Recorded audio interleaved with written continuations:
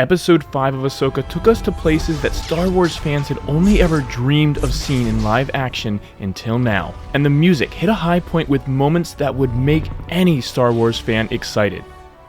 The opening begins with Ahsoka's tribal flute, setting us up for her presence in the world between worlds. It gives an eerie peacefulness to what was just moments earlier a fierce battlefield, while demonstrating that she both exists and does not at this moment.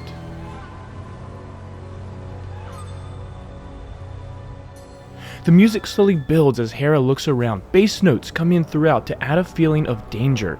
They increase some into a tremolo as she hears the rocks, but they move into melodic motions as she realizes it's Huyang.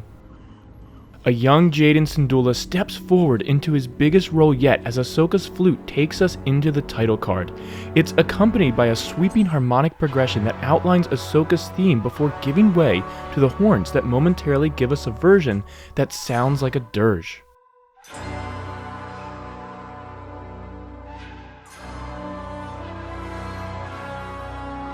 Next, we jump to Ahsoka in the world between worlds. The sounds like whale calls return in the distance as the former master and apprentice speak.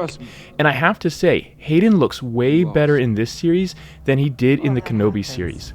It just further makes you wonder what was going on in that show. But it also gives hope as we see that even for Disney, one is never too old to lose. The music builds, adding choir as the two Jedi begin to battle. Augmented variations of Ahsoka's theme can be heard intertwined. It breaks suddenly as the waves break against the cliffs. Jason sits listening and his force sensitivity becomes even more apparent as it turns out he can hear the battle raging in another realm. As he encourages Hera to listen to the waves, the music becomes more mysterious. Listen to the waves. General?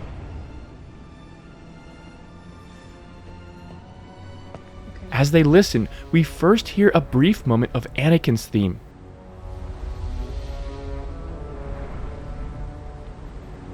But that quickly becomes overtaken by an absolutely beautiful rendition of the Force theme by Kiner, which had me so excited for a couple of reasons. First, the themes of John Williams seem to be becoming a more and more rare thing to hear.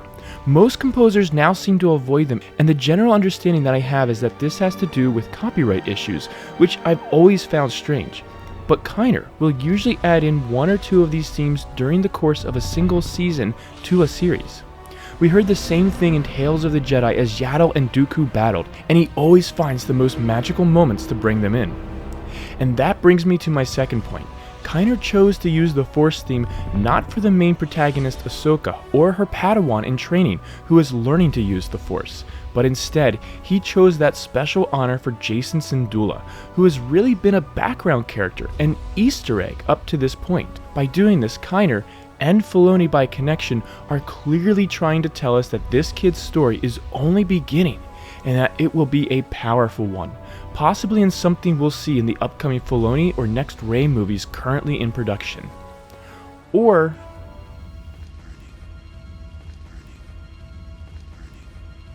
but in either case, it was a treat to hear this incredible rendition of the Force theme, and I just love what Kiner did here with it.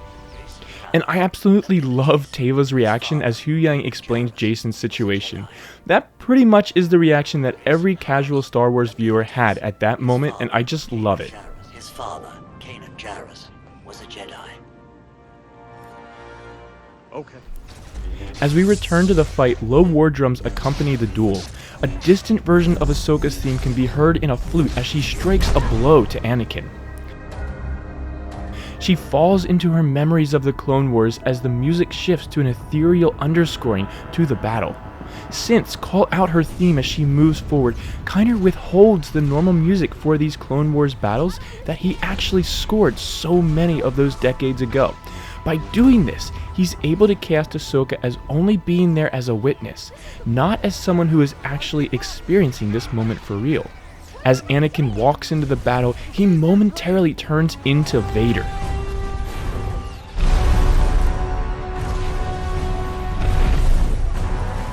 The low brass attack at this moment to highlight the transformation.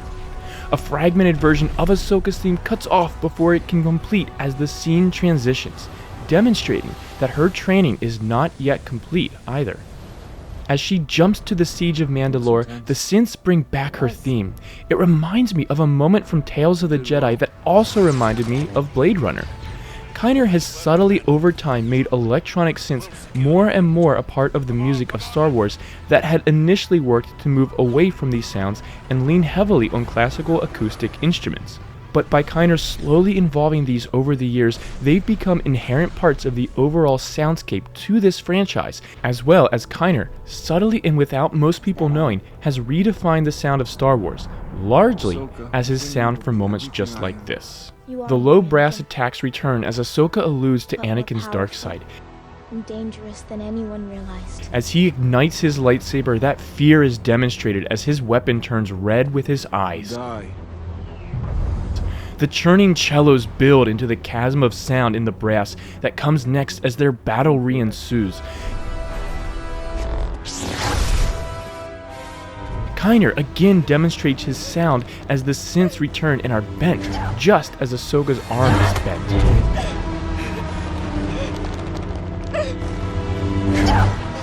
As she sees Vader, shrieks in the strings begin to further turn this vision into a nightmare. This lightsaber battle was incredible, with a pulsing cello pushing the entire fight forward. It builds to a halt as Ahsoka holds her former master in check. Low voices and string tremolos continue as the red of the lightsaber intentionally appears to make Ahsoka's eyes turn, reflecting how she both did and didn't use the dark side, demonstrating her control of it. The choir moves to the high voices as Ahsoka begins to return from the world between worlds, along with a cello playing with sul ponticello distortions. The voices, like angels, hint to her theme as she's lifted to safety.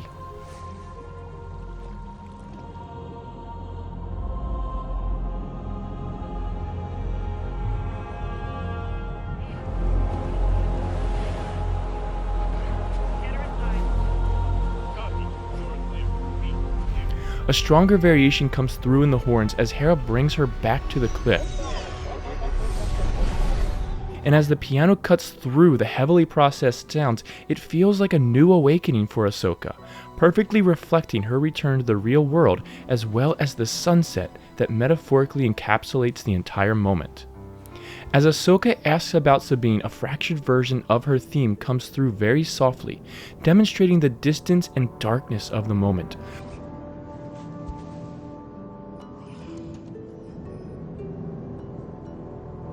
More fragments come through as she looks at Sabine's helmet and ponders her next move.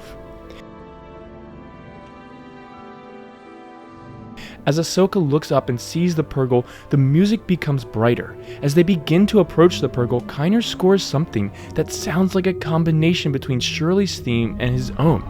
And now I feel bad for being down on Kiner earlier for not referencing it.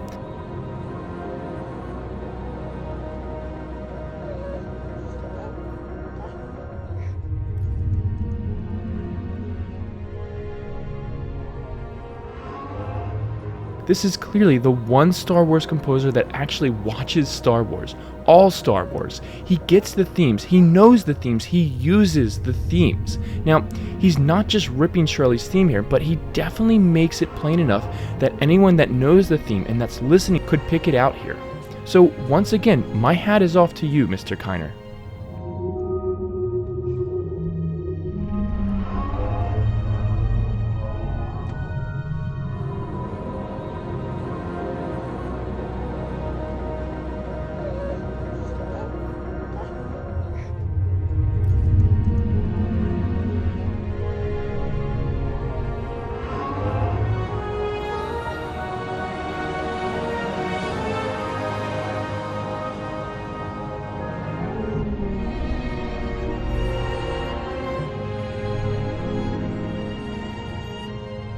As the Purrgil rises up to greet Ahsoka, the music both stays put with its current chord and bass note, while it also rises into a slightly higher harmony. In addition to being gorgeous and mystifying, this is a great representation of Ahsoka, still and grounded as the Purrgil, a wild creature of the galaxy, rises to her through this polychord. More lighthearted music enters as Captain Teva speaks with the New Republic fleet, doing his best to delay the ships. Clearly, this guy is not a diplomat, but he sure is fun to watch. I respectfully disagree. As Ahsoka tames the Purrgil, Kiner again brings in excerpts of the Purrgil theme and its harmonic progression. The over-augmentation makes it difficult to hear though. Ahsoka's theme is hidden in the brass as the strings build climactically next.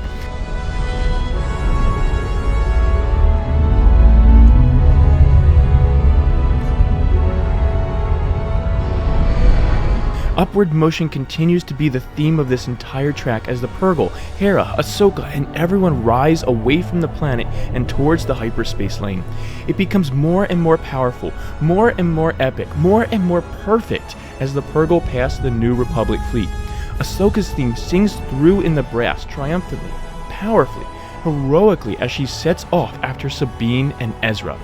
And what an incredible end to this episode. I cannot wait for the music to the second half of this season to drop on Spotify, because the only bad part about the music at the end of this episode was that the volume kept getting adjusted for dialogue, which the original track hopefully won't be. But I'm also curious what all of you think. What are your thoughts on Kiner's music? Were you familiar with his music before this show from the animated series, or is this your first experience with him? Do you think he should take over more live-action projects going forward? What do you think of Anakin's portrayal in this episode? And what do you think the eventual fate of Jacen Syndulla will be? Tell me in the comments below what you think, and consider checking out my Patreon page using the link in the description, where you can help support this channel for as little as $1 a month, or download PDFs and MP3s of projects as I complete them, along with other perks at higher tiers. Please don't forget to like this video and subscribe to learn more about the music of a galaxy far, far away, and as always, may the be with you.